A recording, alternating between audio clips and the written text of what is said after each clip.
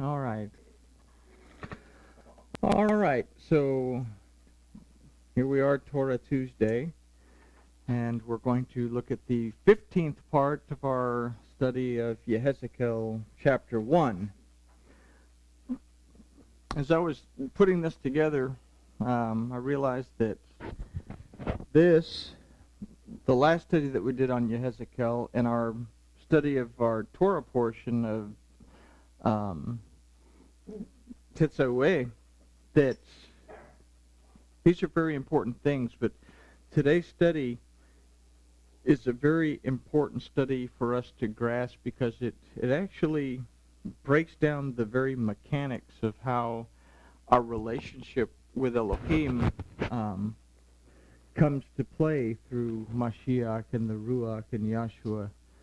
So it was a really interesting thing to put together, and hopefully it'll open our eyes a little bit more to understand what our relationship is and how it works and why everything that we've been studying, especially about perception, is so very important for us to understand. So let's go to our Elohim and we'll consider this study. Master Yahuwah, we thank you for this opportunity to study together. We ask that you will open our eyes, open our ears, and open our hearts so that we can see, hear, and understand what your word has to tell us. We thank you for it. In the name of your word, Joshua, amen.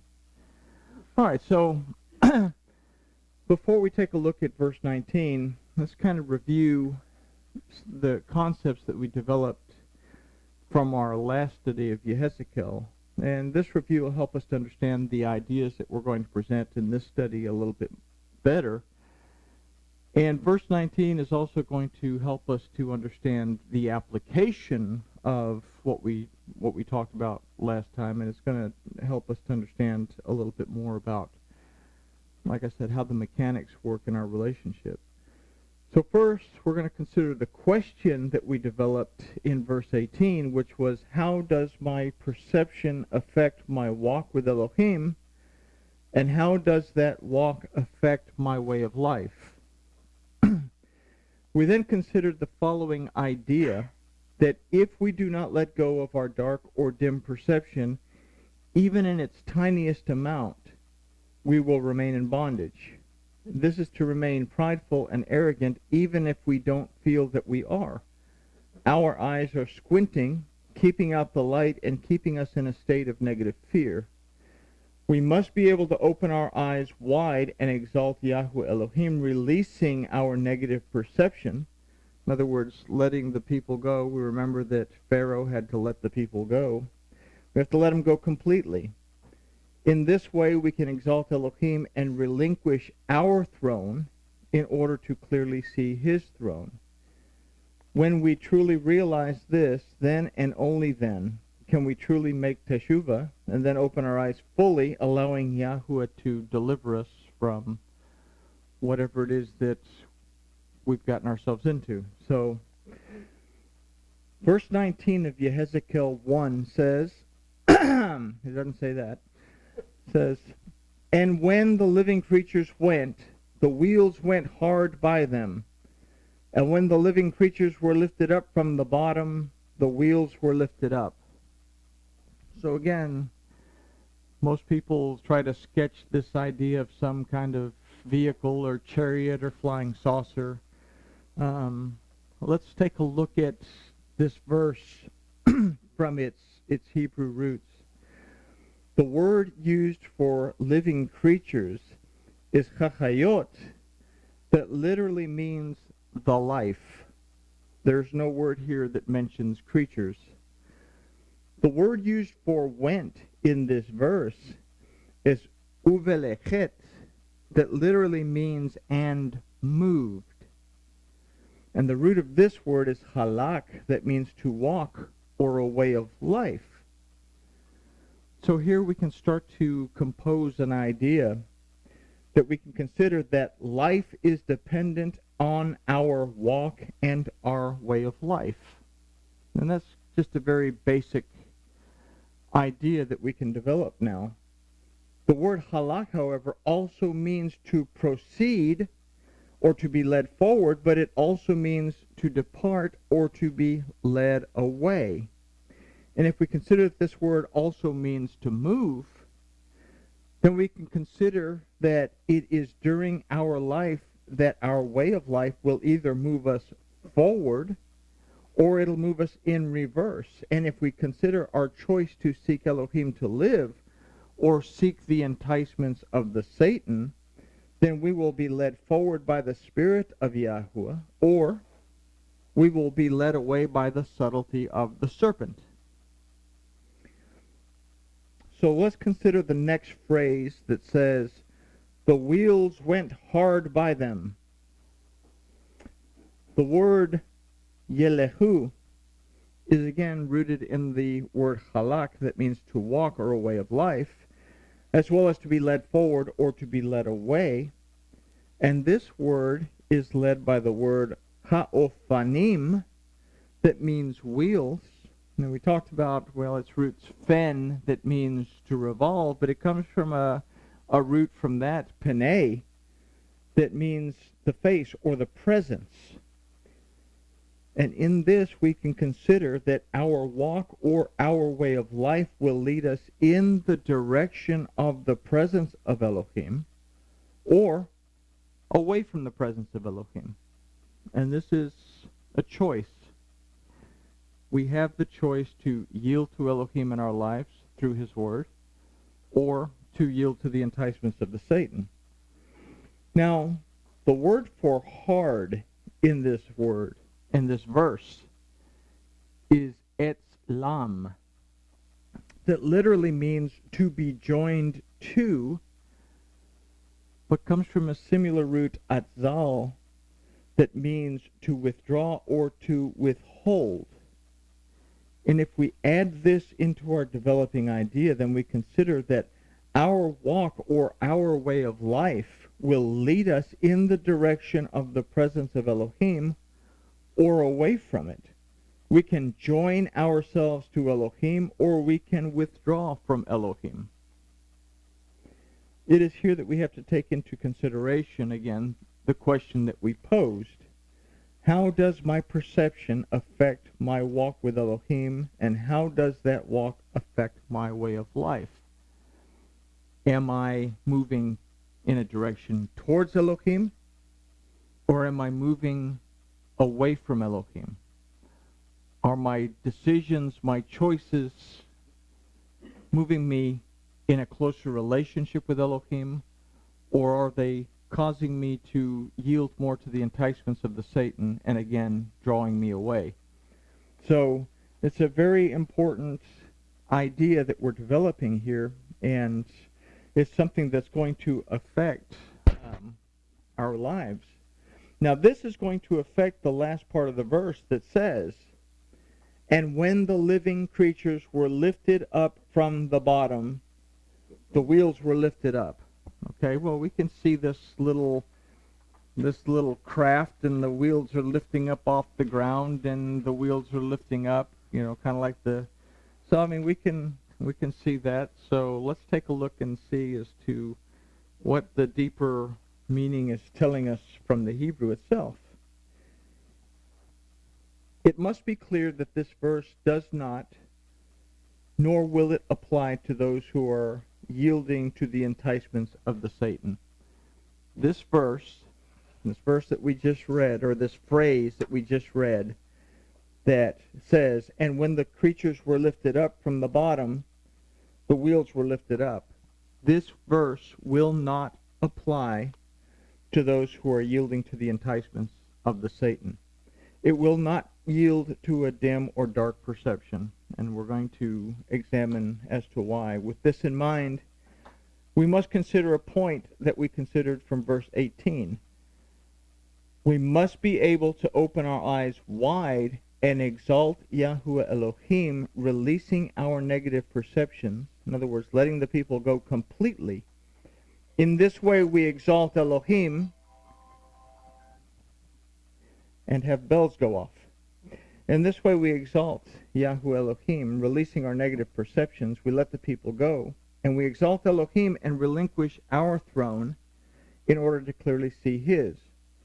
When we truly realize this, then and only then can we make teshuvah and then open our eyes fully, allowing Yahweh to deliver us. The throne represents power and authority. What started this study was, if Yahweh Elohim is everywhere, then why does he need a throne? And we always see the throne of Elohim. The throne is a representation of his power and his authority in all matters. So if we're holding on to the fact that we're the ones that sit on the throne, then we've made ourselves Elohim, so we are not clearly perceiving Elohim. So from that, with this in mind, we can consider a very important definition of the word uvehin naseh, that's used for lifted up. The definition is to forgive. It comes from the word naseh, that one of the definitions is to forgive. When we release the negative perceptions that are turning us away from the presence of Yahweh Elohim and we make teshuvah, we are immediately forgiven. And this was one of the wonderful things that was brought forth by Yahshua the Son of Man as the vehicle of sacrifice, is that he made it possible for us to make teshuvah and receive immediate forgiveness, to start over. He made it possible for us to be redeemed, delivered from what we got into, and restored. So it's a very important word that we have here for lifted up. So this leads to other definitions of this word, uvehin naseh, that are also, it also means to aid, to assist, to support. With these definitions, we begin to clearly see that when we release the negative perceptions that are turning us away from the presence of Yahweh Elohim, and we make teshuvah, we are immediately forgiven. We then receive the aid, assistance, and support from our Elohim that lifts us up from the bottom. And this is a very important concept. Bottom is a very important word that we're going to take a deeper look at here in just a second. The word for the bottom is haaretz. That means the earth. And this is important that we understand, like I said. Let's consider the words of Yahweh Elohim to the Adam when the Adam would not admit to his transgression. Remember, he says, "What have you done?" And Adam says, "Well, the woman gave and I ate." And the woman says, "Well, the serpent told me to." But we find it in Bereshit 3:17 through 18. It says, "And to the Adam he said," this is Elohim speaking to Adam, "because you have listened to the voice of your wife and have eaten of the tree of which I commanded you, saying, you shall not eat of it, cursed is the ground for your sake. In sorrow shall you eat of it all the day of your life. Thorns also and thistles shall it bring forth for you, and you shall eat the herb of the field." So we look at this story, and, well, Adam had to go out there and he had to work the ground hard, and he always had stickers in his carrot patch, and it was difficult. It was hot. They were in the Middle East, and he's struggling. But what does this mean? So let's consider some of the components of these verses in order to truly grasp what it is to be at the bottom or simply at the earth. First, consider, because you have listened to the voice of your wife. The word for wife in that particular verse in the Hebrew is Isha. And Isha had just yielded to the enticement of the Satan out of both ignorance of the word of Elohim and out of a dim perception of pride. First of all, she didn't know what Elohim had said when Elohim said, "Of all the trees of the garden you may freely eat," which includes the tree that's in the midst of the garden. This is the tree of life. But don't eat from the tree of the knowledge of good and evil, because the day that you do, you will die. And we saw how that went when the Satan, using the serpent, said, did Elohim not say? And then she said, well, we can eat from the trees in the garden, taking out freely eat from all the trees. And then she said, but the tree that's in the midst of the garden, we are not to eat from it or touch it. But Elohim said nothing about the tree in the midst of the garden, other than the tree that was in the midst of the garden was the tree of life. What I'm getting to here is she didn't bother to understand the word of Elohim. She went on what she thought it said, and because of that, the Satan said, well, this tree, this fruit, is good, and it'll make you like Elohim. And then she saw that it was nice to look at, and she desired it. So she had an ignorance of the word of Elohim and a dim perception that came from pride. Isha, in this case, represents a deceptive spirit that is born out of pride and rebellion to the word of Elohim. Because of this, the ground is cursed. The word for ground in this verse is chadamah, and the word for eretz, although it does mean earth, also means ground. And if we look at Bereshit 2:7, it was from chadamah that Elohim formed the atom and blew into his nostrils the breath of life. So this brought a curse on the physical component of humankind, because its spiritual side had become corrupted. Something has to change. When they were booted from the garden, something was removed, and what was removed was the anointing of Yahweh that allowed them to receive directly from the Spirit of Elohim to allow them to understand. They were removed from Gan Eden. They were no longer surrounded by the presence of Yahweh Elohim. So, the word for ground in this verse is Hadamah, but the word eretz also means ground. The verse, shall you eat of it all the day of your life, literally reads, shall you eat of it in your day of your life.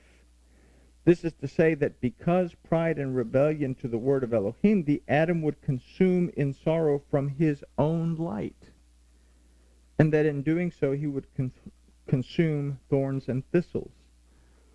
What happens when we try to consume, or we try to walk according to our own light? Well, that's where we're squinting and that dim perception, because we're not opening our eyes wide enough to receive the light of Elohim. We're trying to make it on our own. The deception brought on by the enticements of the Satan are what's represented by the thorns and the thistles. Yahshua gave a story about some folks that got into a guy's wheat patch and sowed in a bunch of weeds, and the workers came and said, we have a whole bunch of weeds coming up with the wheat. What do you want to do? And Yahshua said, let them grow up together. But in the end, we'll separate them, and we'll burn off the weeds and keep the wheat. So it's a very important thing. The enticements of Satan will eventually come to an end.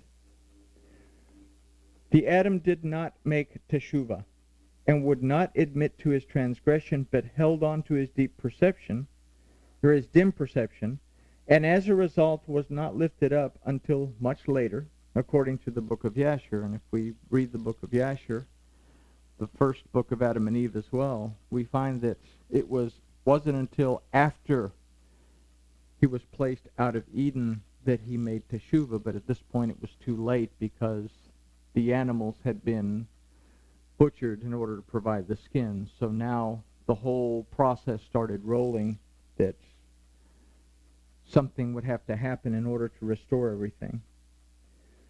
The earth, ha'aretz, in verse 19 of Yechezeqel, refers to this curse. And in making teshuvah, we are lifted up from the earth, the bottom, forgiven and restored. It is here that we receive the aid assistance and support of Yahuwah that is called Yahshua.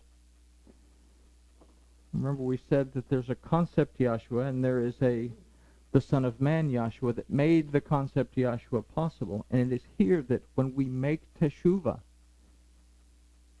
we receive forgiveness, and then we receive the support that we need in receiving the redemption, the deliverance from whatever it is we've gotten ourselves into, and we're restored back to a relationship with Elohim. So it's a very important thing. It is from here that the wheels were lifted up. The word for from in this verse is me'al, and it's a word that we would simply skim over. We usually don't pay attention to words like from, or and, or but, under. We just, oh, well, okay, that's not relevant. But in this case, this word ma'el is an important word. Fortunately, we as a group are learning not to discard anything, and we're also learning to consider everything. This word is from the root al, that means according to, on account of, and because of.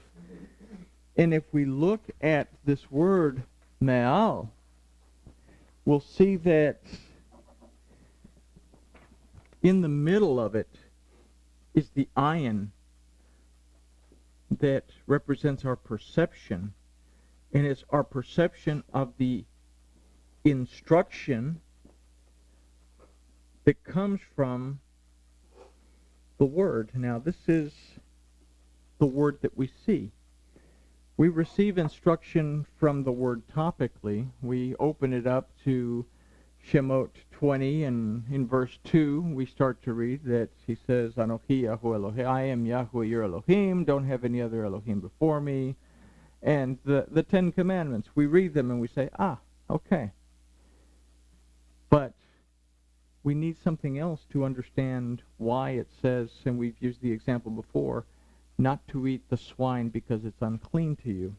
And simply in that we would say, oh, well, okay, we shouldn't eat pork. But there's a lot more to that, but without the support, the aid, and the assistance of the Ruach, we can't understand. So this is something that's important for us to grab onto.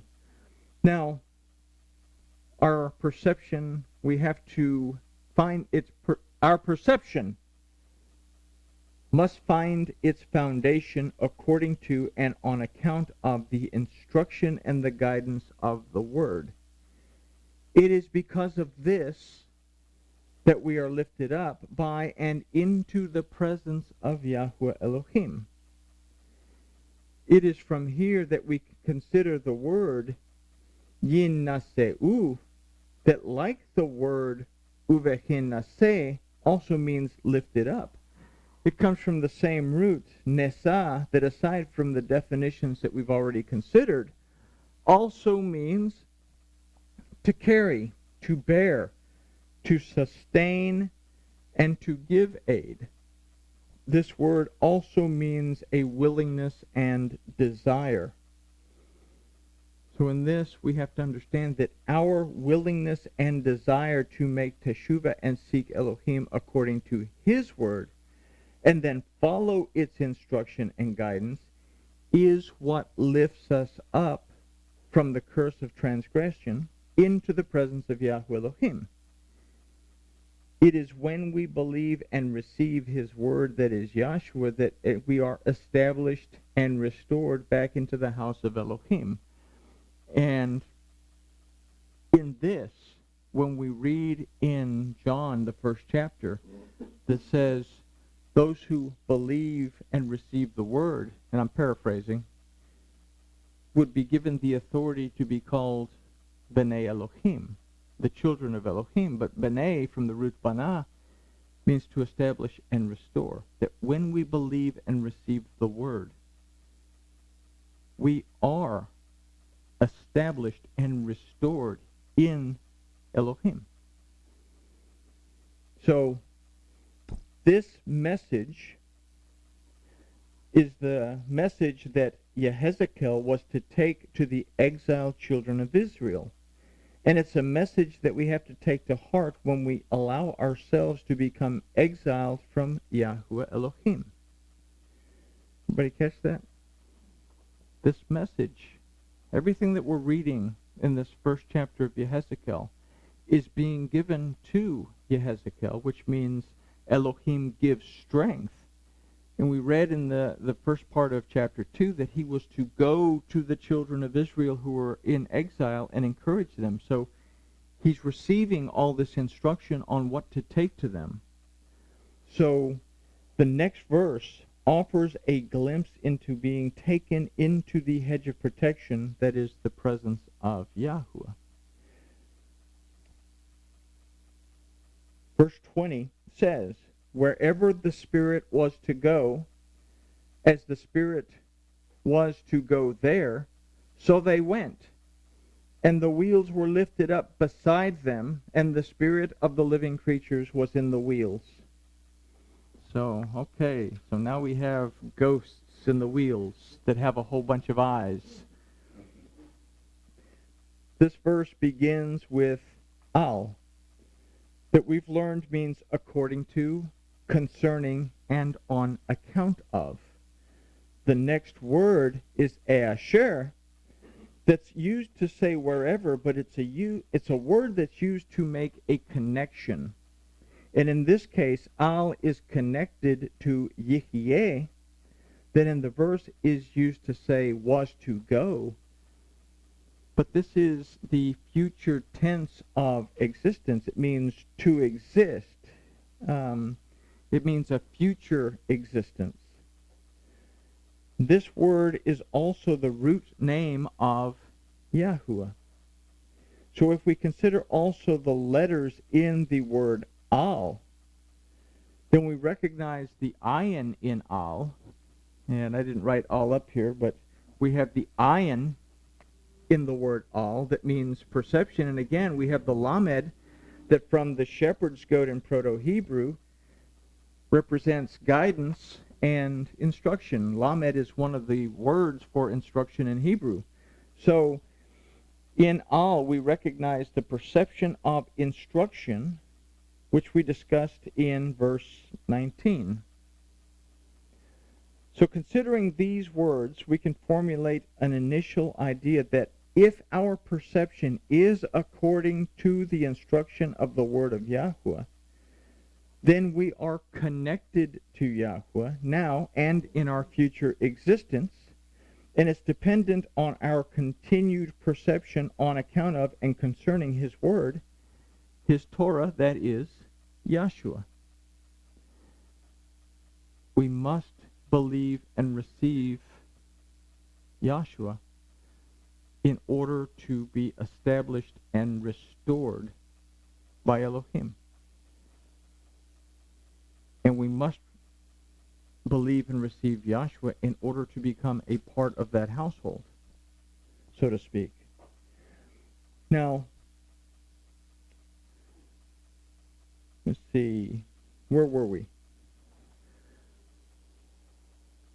Okay, considering these words, we can formulate, okay, we said if our perception is according to the instruction of the word of Yahuwah, then we are connected to Yahuwah now and in our future existence. And like we said, it's dependent on our continued perception on account of and concerning his word and his Torah, that is Yeshua. It is in this state of being that the Spirit was to go there. That's what the phrase says. So the word for there is sham, that finds its root again in the word asher, that was used earlier to say wherever, but is a word that is used to make a connection. And this is a very important part of the phrase when we consider the letters themselves in Asher. We consider that it has the resh that represents authority. We have the aleph that represents Yahuwah, but in the middle is the shin that represents the point of view of the authority of Yahuwah Elohim. And that point of view we're going to find in the word sham, that it is the point of view that is transferred to us through Mashiach, through the anointing of Yahweh. We must have the anointing of Yahweh in order